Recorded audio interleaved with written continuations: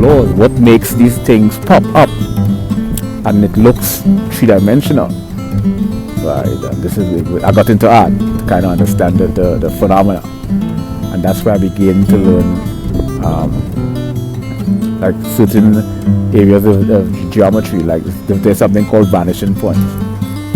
Vanishing point is the point modified, and if you put a very when you double a chord, or let's say primarily an A chord consists of 440 hertz. Why when you double 440 hertz, you get an octave? So you hear the same note at a much higher frequency, but it's the same note. So it's the A, but a higher frequency. Now we call it pitch. It's frequency. From a physics perspective, it's called frequency. How we interpret sound, we call it pitch. Now why? Knowing a lot about all these subjects and being able to explain them and talk. Being able to solve problems. Okay. I have a gift to solve problems. But then when you're not doing that, then you have like psycholinguistics, sociolinguistics, and the philosophical aspect of linguistics. We probably don't have the same logarithmic, meaning that the human ear interprets sounds in increments. So